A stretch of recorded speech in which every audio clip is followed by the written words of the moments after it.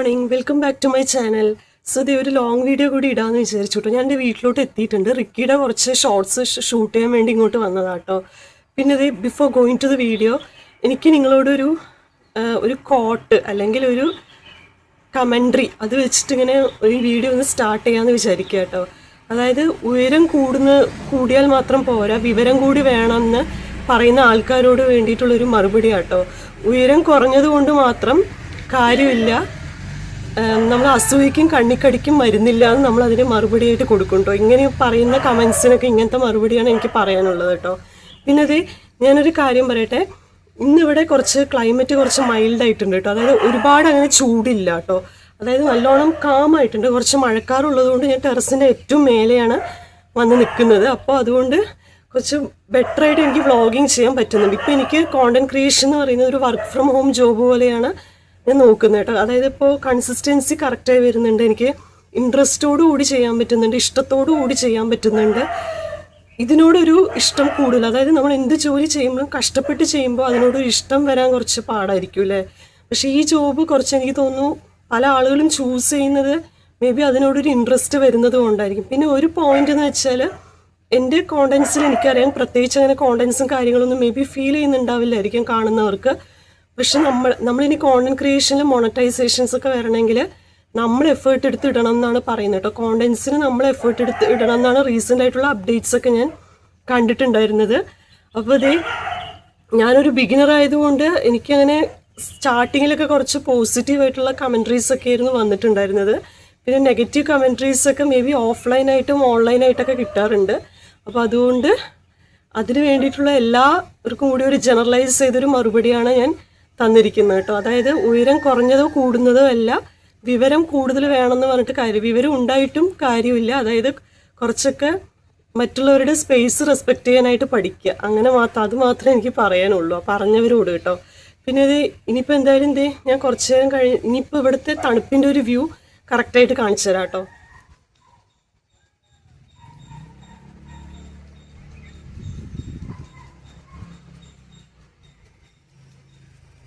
ഇത് പെട്ടെന്ന് വെയിൽ വന്നു കേട്ടോ. ഞാൻ അവിടുത്തെ വ്യൂ ഷൂട്ട് ചെയ്തപ്പോഴേക്കും പെട്ടെന്ന് അൺഎക്സ്പെക്റ്റഡ് ആയിട്ട് വെയിൽ വന്നു കേട്ടോ.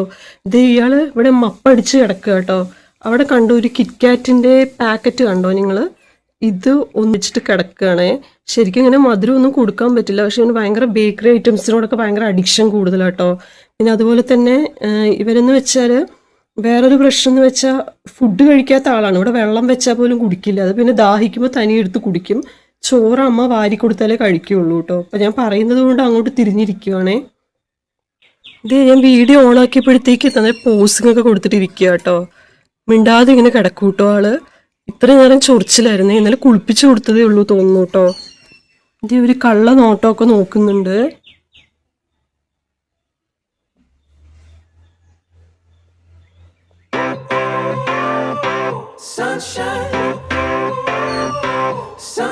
ഇതേ കുറച്ച് ചൂടായതുകൊണ്ട് ഞാൻ കുറച്ചു നേരം ഒന്ന് റെസ്റ്റ് എടുത്തത് കേട്ടോ. റെസ്റ്റ് എടുക്കുക ഇൻ ദ സെൻസ് ബ്രദറിൻ്റെ ഒരു ബുക്ക് ഉണ്ട് കേട്ടോ. അതായത് ഡിഗ്രിക്ക് പഠിച്ചൊരു ബുക്കാണ്, കോമൺ ക്ലാസ്സിന് വായിച്ചിട്ടുണ്ട്. അപ്പോൾ ഞാൻ പോയട്രി മലയാളത്തിൽ അങ്ങനെ സൈഡിൽ നോക്കാറില്ല. പക്ഷേ ഇതിൽ എനിക്ക് കുറച്ച് ഇഷ്ടപ്പെട്ട ഒരു സെക്ഷൻ ഉണ്ട്. അതായത് ക്രിറ്റിസിസം അല്ലെങ്കിൽ നിരൂപണം, വിമർശനം എന്നൊക്കെ പറയും കേട്ടോ. അതിനെ മൊഡ്യൂൾ 3ലും 4ലും വരുന്നതാണ്. അപ്പോൾ അതിൽ കുറച്ച് കഥകളൊക്കെ ഉണ്ട് കേട്ടോ. കഥകളാണോ ക്രിറ്റിസിസം ആണോ അതിനെക്കുറിച്ച് ഡീപ്പായിട്ട് ഇങ്ങനെ മലയാളത്തിൽ എഴുതുന്നുണ്ട്. ഒന്ന് കുട്ടിക്കൃഷ്ണൻ മാരാരുടെ അമ്പ എന്ന് പറഞ്ഞിട്ടൊരു സംഭവം പറയുന്നുണ്ട്. പിന്നെ അതുപോലെ തന്നെ എന്താ, ഞാൻ പെട്ടെന്ന് എടുത്ത് നോക്കിയതാണ് കേട്ടോ. ഞാൻ കംപ്ലീറ്റ് ആയിട്ട് വായിച്ചിട്ടില്ല, ജസ്റ്റ് ഒന്ന് അങ്ങനെ ഔട്ട്ലൈൻ മാത്രം നോക്കി പോയിട്ടുള്ളൂ കേട്ടോ. എൻ്റെ ഇൻട്രോ മാത്രം ഒന്ന് നോക്കി വിട്ടിട്ടുണ്ടായിരുന്നുള്ളൂ. കാളിദാസനും കാലത്തിൻ്റെ ദാസൻ എന്ന് പറഞ്ഞിട്ടൊരു വർക്ക് ഉണ്ട് കേട്ടോ. പിന്നെ മരണത്തിൻ്റെ സൗന്ദര്യം KP അപ്പൻ എന്ന് പറഞ്ഞ ഒരാൾ എഴുതിയതാ. പിന്നെ അത് സ്ത്രീയില്ലാത്ത മാതൃഭൂമി, എഴുത്തും അധികാരവും.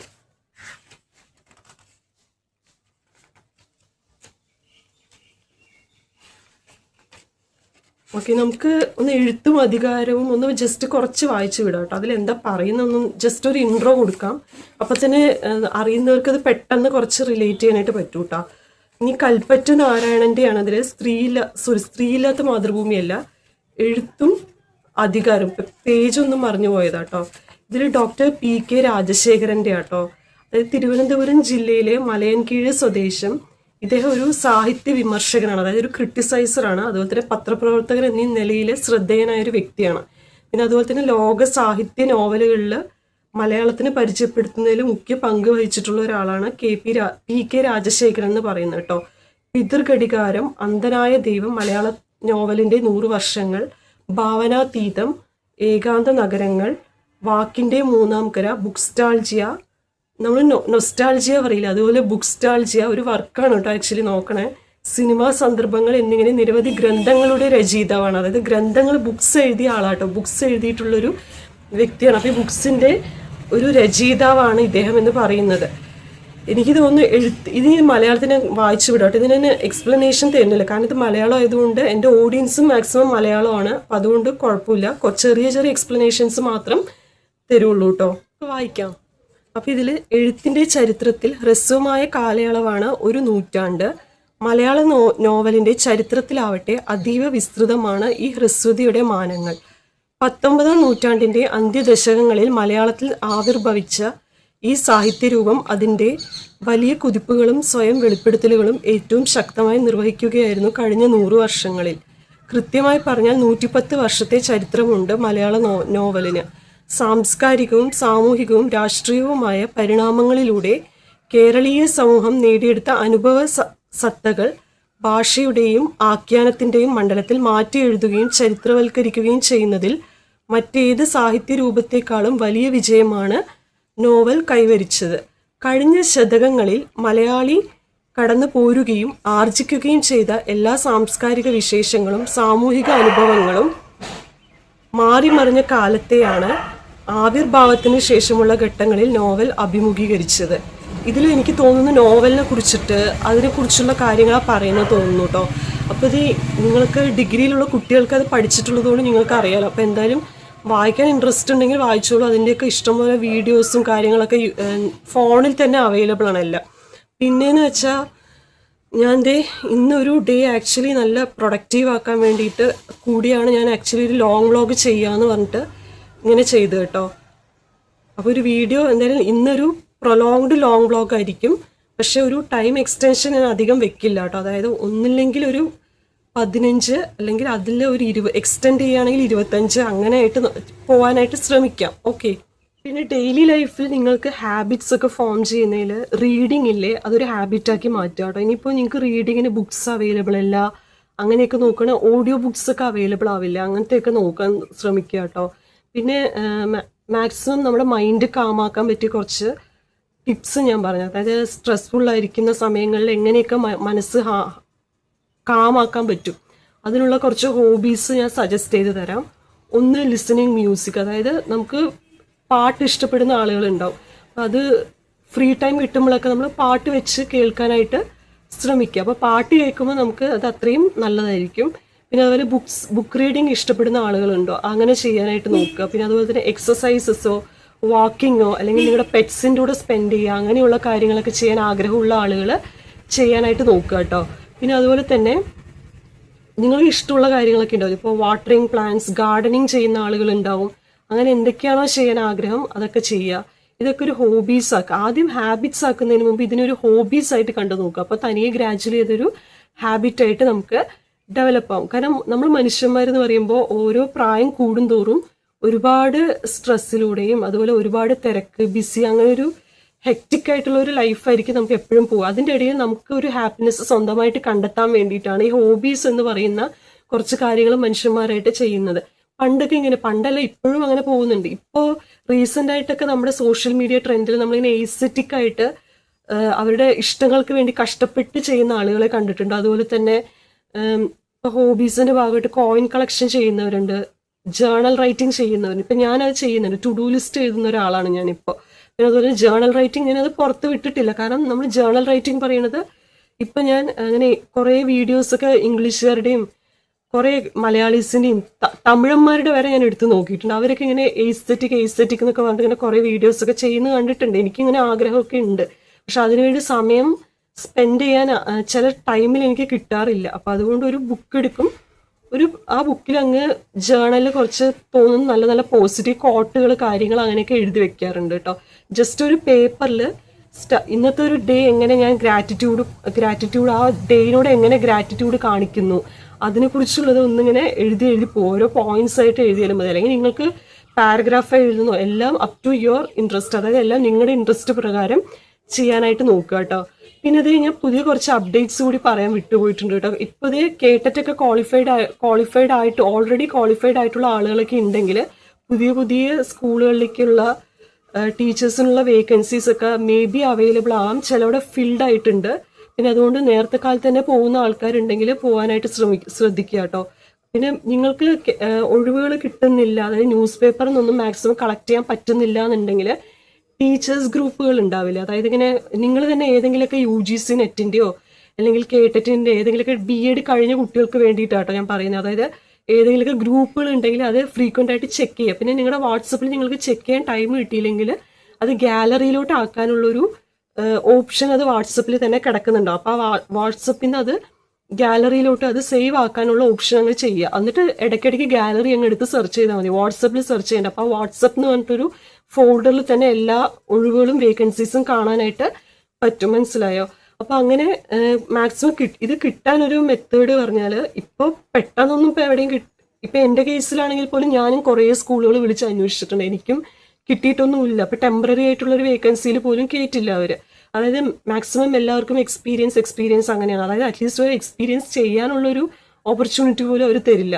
അപ്പോൾ ഇതിൽ വന്നിട്ട് നമുക്ക് ചെയ്യാൻ പറ്റുന്ന ഒരു കാര്യം പറഞ്ഞത്, ഇതിൽ ടീച്ചിങ് ജോബിലേക്ക് പോകാൻ ഇൻട്രസ്റ്റ് ഉള്ളവർ ഫ്രീക്വൻ്റ് ആയിട്ട് ഓരോ സ്കൂളുകൾ ഓരോ കോളേജുകൾ ഫ്രീക്വൻ്റ് ആയിട്ട് അന്വേഷിച്ച് അവരുടെ നമ്പർ മെയിലിലേക്ക് ഇങ്ങനെ റെസ്യൂമേസ് അയച്ചുകൊണ്ടേ ഇരിക്കുക. ഇപ്പം നിങ്ങൾക്ക് ആ ഒരു ആഗ്രഹം ഉണ്ടെങ്കിൽ ഡെഫിനറ്റ് ആയിട്ടും എവിടെയെങ്കിലും കിട്ടുകയാണെങ്കിൽ കിട്ടട്ടെ എന്നെങ്കിലും ആഗ്രഹിച്ചങ്ങ് പോവുക കേട്ടോ. അപ്പോൾ ഇത് ഇനിയിപ്പോൾ എൻ്റെ ഇന്നത്തെ ഒരു ഡേ ഫുള്ളായിട്ട് ഒരു 20 മിനിറ്റ്സിലോ ഒരു 15 മിനിറ്റ്സിലോ കവർ ചെയ്യാൻ വേണ്ടിയിട്ടാട്ടോ ഇന്ന് ഈ ലോങ് വ്ളോഗ് എടുക്കുന്നത്. അപ്പോൾ അത് എൻ്റെ സ്പെക്സ് കുറച്ച് നേരമായിട്ട് മിസ്സിങ് ആയിരുന്നു കേട്ടോ. അപ്പോൾ അത് ബെഡിൽ നിന്ന് കിട്ടിയിട്ടുണ്ട്. അപ്പോൾ അത് എടുത്തിടാൻ വേണ്ടി പോയതാണ്. പിന്നെ ഒരു കാര്യം എന്ന് വെച്ചാൽ ഞാൻ ആ ബുക്ക് മലയാളത്തിൻ്റെ അടുത്ത് വായിക്കാനുള്ള റീസൺ എന്ന് പറഞ്ഞാൽ എനിക്ക് സീരിയസ്ലി ആ പഴയ നൊസ്റ്റും അങ്ങ് മിസ്സാവുക കേട്ടോ. കാരണം നമ്മൾ പണ്ട് ബുക്സ് വായിക്കാൻ വേണ്ടി ലൈബ്രറിയിൽ കയറിയ മൊമെൻറ്റ്സ്, അതായത് നമ്മളിങ്ങനെ ഓരോ ബുക്കുകൾ പോയിട്ട് ലൈബ്രറിയിൽ തപ്പും നല്ല നല്ല കഥകളൊക്കെ കിട്ടാൻ വേണ്ടിയിട്ട്. കുറേ മലയാളത്തിലും ഇംഗ്ലീഷിലൊക്കെ ഇഷ്ടംപോലെ ബുക്സ് ഉണ്ടായിരുന്ന ഒരു സമയമായിരുന്നു കേട്ടോ. അന്ന് എന്ത് രസമായിരുന്നു പറഞ്ഞാൽ നല്ല നല്ല വർക്കുകളൊക്കെ കിട്ടുമായിരുന്നേ. പിന്നെ എൻ്റെ കാർഡ് ബ്ലോക്ക് ആയതിനു ശേഷം എനിക്ക് അധികം എടുക്കാൻ പറ്റിയിട്ടുണ്ടായിരുന്നില്ല. ഇനി എനിക്ക് സ്വന്തമായിട്ടൊരു ക്യാഷൊക്കെ വരുമ്പോൾ എൻ്റെ ഒരു ആഗ്രഹം എന്ന് പറയുന്നത്, എനിക്ക് രണ്ട് കാര്യങ്ങൾ എൻ്റെ ആഗ്രഹത്തിലുണ്ട് കേട്ടോ. അതായത് ഒന്ന് വന്നിട്ട് കുറച്ച് നല്ല പുസ്തകങ്ങൾ വായിക്കാൻ വേണ്ടി എനിക്ക് വേണ്ടി അത് വായിക്കാനും വീട്ടിലെടുത്ത് വെക്കാൻ വേണ്ടി ഒന്നിലും ഇവിടെ വെക്കും, അല്ലെങ്കിൽ അവിടെ ഹസ്ബൻഡിൻ്റെ വീട്ടിൽ വെക്കും. അതൊന്ന്. പിന്നെ റിക്കിക്ക് വേണ്ടി ഒരു കൂട് കെട്ടാൻ കുറച്ച് പൈസ എനിക്കൊന്ന് സേവ് ചെയ്ത് വെക്കണം എന്നുണ്ട് കേട്ടോ. അവന് വേണ്ടിയിട്ട് ഒന്ന് സേവ് ചെയ്യണം എന്നുണ്ട്. കാരണം പക്ഷെ അവൻ്റെ ഒരു നേച്ചർ വെച്ചിട്ട് കൂട് കെട്ടിക്കൊടുത്താൽ അതവൻ ഭയങ്കര പൊസഷൻ കൂടുതലുള്ള ആളിറക്കി. അതുകൊണ്ട് അവനിങ്ങനെ കൂട് വെച്ച് കൊടുത്താലും അത് നമ്മൾ മേ ബി ചിലപ്പോൾ അടുപ്പിക്കുന്ന മാക്സിമം പോരാളികളായിരിക്കും. പോരാളി പറഞ്ഞാൽ വേറെ ആരുമല്ല, നമ്മുടെ അമ്മമാരുമായിട്ട് ഭയങ്കര അറ്റാച്ച്മെൻറ്റ് കൂടുതലായിരിക്കും ഈ പെറ്റ്സിനൊക്കെ. അപ്പോൾ അതുകൊണ്ട് അമ്മയോട് തന്നെയാണ് കൂടുതൽ അറ്റാച്ച്മെൻറ്റ് ഉള്ളത്. അതുകൊണ്ട് അമ്മയോടായിരിക്കും മാക്സിമം ആ കൂട് മേടിക്കുകയാണെങ്കിൽ ഒരു അറ്റാച്ച്മെൻറ്റ്. ഇതൊക്കെ എൻ്റെ ഡ്രീം ലിസ്റ്റിൽ കുറച്ച് കിടക്കുന്ന കാര്യങ്ങളാട്ടോ. അതായത് ഇപ്പോൾ തൽക്കാലം ഈ 2 എണ്ണം എങ്ങനെയെങ്കിലും സാധിക്കട്ടെ. അതായത് എൻ്റേതായ ഒരു സ്വന്തമായിട്ടൊരു ഏർണിങ്സ് ഒക്കെ കിട്ടുമ്പോൾ ഈ 2 സ്വപ്നങ്ങൾ, ഈ ഒരു ഡ്രീം സക്സസ് ആയി കഴിഞ്ഞാൽ എനിക്ക് പിന്നെ അത്രയും ഹാപ്പിനെസ് വേറെ കിട്ടില്ല കേട്ടോ. പിന്നെ അതുപോലെ എനിക്ക് ബുക്സ് എന്ന് പറയുമ്പോൾ ഞാനില്ലേ ഇങ്ങനെ ഹൈ ആയിട്ടുള്ളതല്ല കേട്ടോ, ലോ തൊട്ട് മേലേക്കുള്ളത് വരെ വായിക്കുക. അതായത് ഇപ്പോൾ നമ്മൾ കുട്ടികളുടെ ലെവലിലുള്ള നോക്കില്ല, ഇപ്പോൾ സ്റ്റോറി ബുക്സ് ഇങ്ങനെ ഇപ്പോൾ പണ്ടൊക്കെ ഇങ്ങനെ ഒരുപാട് ബാലരമ, ബാലഭൂമി അങ്ങനത്തെ വായിക്കാൻ ഇഷ്ടം. പിന്നെ അതുപോലെ ഒരു ടീനേജ് എത്തുമ്പോൾ ആ കാറ്റഗറിയിൽ കുട്ടികൾ വായിക്കുന്നതൊക്കെ ഉണ്ടാകും. ഗളിവേഴ്സ് ട്രാവൽ, ഹാരി പോട്ടർ അങ്ങനത്തെയൊക്കെ ഇഷ്ടം കേട്ടോ എനിക്ക് വായിക്കാൻ. ഗളിവേഴ്സ് ട്രാവൽ ഒരു ഷോർട്ട് ബുക്കൊക്കെ എനിക്ക് കിട്ടിയിട്ടുണ്ട് കേട്ടോ. പണ്ടിങ്ങനെ എൻ്റെ ഒരു കസിൻ്റെ വീട്ടിലൊക്കെ പോയ സമയത്ത് എനിക്ക് അവിടെ നിന്ന് ഇങ്ങനെ ഞാൻ ജസ്റ്റ് ഇരുന്ന് ഒറ്റ ഇരിപ്പിനെ ഒരു കുട്ടി ഷോർട്ട് ബുക്ക് മുഴുവൻ അത് ഷോർട്ടാക്കിയിട്ട് കുട്ടികൾക്ക് വേണ്ടി മേടിച്ചതാണ്. അപ്പം അത് ഇങ്ങനെ വായിച്ച് ഒറ്റ ഇരിപ്പിനെ അങ്ങ് വായിച്ച് തീർത്തു ഗളിവേഴ്സ് ട്രാവൽ. കാരണം നമ്മളങ്ങനെ ഏതൊരു ഫാൻറ്റസി വേൾഡിൻ്റെ ഉള്ളിലോട്ട് അങ്ങ് പോകും. പിന്നെ അതുപോലെ തന്നെ ഞാൻ പിന്നെ വായിച്ചിട്ടുള്ളതിൽ ഒരു ബുക്കാണ് എമിലി ഡിക്കിൻസണിൻ്റെ ഒരു ബുക്ക് ഞാൻ എടുത്തിട്ട് വന്നു. ബട്ട് എനിക്കത് കംപ്ലീറ്റ് വായിക്കാൻ പറ്റിയില്ല. കാരണം അത് കോളേജ് ലൈബ്രറിയിൽ നിന്ന് എടുത്തതാട്ടോ. പക്ഷേ എമിലി ഡിക്കിൻസണിൻ്റെ വുദറിങ് ഹൈറ്റ്സോ അങ്ങനെ എന്തോ എമിലി ഡിക്കിൻസൺ ആണ് അതിൻ്റെ ഓതറിൻ്റെ പേര്. എനിക്ക് എമിലി ഡിക്കിൻസൺ എന്നാണ് എൻ്റെ ഒരു ഓർമ്മ. അത് എടുത്തിട്ട് വന്നു, പക്ഷെ അതെനിക്ക് കംപ്ലീറ്റ് ആയിട്ട് വായിക്കാൻ പറ്റിയില്ല. പിന്നെ അതുപോലെ തന്നെ വേറെ ഞാൻ എടുത്തിട്ട് കുറേ മലയാളം ബുക്സ് ഞാൻ എടുത്തിട്ടുണ്ട്, ഇംഗ്ലീഷിലും ബുക്സ് എടുത്തിട്ടുണ്ടായിരുന്നു, നല്ല നല്ല കഥകൾ. പിന്നെ എനിക്ക് രവീന്ദർ സിംഗിൻ്റെ കുറച്ച് പൈങ്കിളി നോവൽസ് ഒക്കെ കിട്ടിയിട്ടുണ്ട് കേട്ടോ, അതും ഞാൻ വായിച്ചിട്ടുണ്ട്. പിന്നെ അത് അടിപൊളിയായിരുന്നു. അതൊക്കെ ചിലതൊക്കെ ഇങ്ങനെ കേട്ട് കഴിഞ്ഞാൽ നമുക്കൊരു ഇന്ത്യൻ TV സീരിയൽ മോഡൊക്കെ ഫീൽ ചെയ്യാറുള്ളൂ കേട്ടോ. പിന്നെ ബുക്സിൻ്റെ കാര്യങ്ങളൊക്കെ പറയുകയാണെങ്കിൽ ഇങ്ങനെയാണ് കേട്ടോ. അപ്പോൾ ബുക്ക് റീഡിംഗ് ഒക്കെ ഇഷ്ടമുള്ളവർ അങ്ങനെ ചെയ്തോളൂ കേട്ടോ. ഇനി ഇതിപ്പോൾ ഹാബിറ്റ്സിൻ്റെ ഫോർമേഷനിൽ നിങ്ങൾക്ക് കുറച്ച് ഹോബീസ് കൂടി ഇൻക്ലൂഡ് ചെയ്യണമെങ്കിൽ ക്ലീനിങ് ഒക്കെ ഇഷ്ടപ്പെടുന്ന ആൾക്കാരുണ്ടെങ്കിൽ ക്ലീനിങ് ചെയ്യുക. അതായത് അമിത വൃത്തി വേണ്ട, ഒരു ലെവലിൽ നമ്മൾ ക്ലീനിങ് കറക്റ്റായിട്ട് കൊണ്ടുവരാനായിട്ട് ശ്രമിക്കുക കേട്ടോ. അതായത് ഇപ്പോൾ ഞാൻ എന്ന് വെച്ചാൽ ക്ലീനിങ് ചെയ്യും, ഇവിടെ എൻ്റെ വീട്ടിലാണെങ്കിൽ ഞാൻ ക്ലീനായിട്ട് ഇരിക്കത്തുള്ളൂ. പക്ഷേ പുറമെ ഹസ്ബൻഡിൻ്റെ വീട്ടിൽ പോകുമ്പോൾ എനിക്ക് അവിടെ കുറച്ചുകൂടി ഒരു ഫ്രീഡം, ഇവിടെ കിട്ടുന്നതിൻ്റെ ഫ്രീഡത്തിൻ്റെ ഒരു ഡബിൾ ഇരട്ടി എനിക്ക് അവിടെ കിട്ടാറുണ്ട്. അപ്പോൾ അതുകൊണ്ട് ഞാൻ കുറച്ച് അവിടെ പോകുമ്പോൾ മാത്രം കുറച്ച് മടിച്ചാവാറുള്ളൂ. ഇവിടെ വരുമ്പോൾ എനിക്ക് അങ്ങനെ ഞാൻ അധികം മടിച്ചാവാറില്ല. വെയിലത്ത് അന്നൊക്കെ ഞാൻ വീഡിയോ ഷൂട്ട് ചെയ്ത് ഫുൾ വെയിലത്ത് കുറച്ച് കാറ്റുകൊണ്ട് അങ്ങനെ വെയിലത്ത് നന്നായി കഷ്ടപ്പെട്ടെടുത്ത വീഡിയോസ് ആയിരുന്നു കേട്ടോ. എനിക്ക് അത്രയും ടയേർഡ് ആവുണ്ടായിരുന്നു കേട്ടോ എനിക്ക്. പിന്നെ ഞാൻ ഉറങ്ങിയിട്ടേ ഇല്ല കുറേ ദിവസങ്ങളായിട്ട് കേട്ടോ. അത് ഈ വീഡിയോ എടുക്കാൻ വേണ്ടിയിട്ട് ഞാൻ കുറച്ച് നല്ല എഫേർട്ട് ഇട്ടിട്ടുണ്ടായിരുന്നു. ആ ലോങ് വ്ളോഗ്സ് എടുക്കാൻ വേണ്ടിയിട്ട്. എഡിറ്റിംഗ് അത്രയും ഉണ്ടായിരുന്നില്ല, പക്ഷെ ലോങ് വ്ളോഗ്സ് എടുക്കാൻ വേണ്ടി നല്ലപോലെ ഞാൻ എഫേർട്ട് എടുത്തിട്ടുണ്ടായിരുന്നു കേട്ടോ. പിന്നെ ഇവിടെ ഇനി ഞാൻ എന്തായാലും കൂടുതൽ വെയിൽ കൊള്ളാനായിട്ട് ഇരിക്കുന്നില്ല. അപ്പോൾ എന്തായാലും വീഡിയോ മോർണിംഗ് വ്ളോഗ് കൺക്ലൂഡ് ചെയ്യാം കേട്ടോ. ഇനി വെയിൽ പോയതിന് ശേഷം കുറച്ച് കഴിഞ്ഞിട്ട് ഞാൻ നെക്സ്റ്റ് വ്ളോഗ് ഒന്നില്ലെങ്കിൽ ആഫ്റ്റർനൂൺ സെഷൻ അല്ലെങ്കിൽ ഈവനിങ് സെഷൻ. ഓക്കെ, അപ്പം നമുക്ക് നോക്കാം കേട്ടോ. അപ്പോൾ ഇത്രയേ ഉള്ളൂ കേട്ടോ. വീഡിയോ ഇഷ്ടപ്പെടുവാണെങ്കിൽ മാത്രം സബ്സ്ക്രൈബ് ചെയ്തോളൂ, ലൈക്ക് ചെയ്തോളൂ, ഷെയർ ചെയ്തോളൂ. താങ്ക്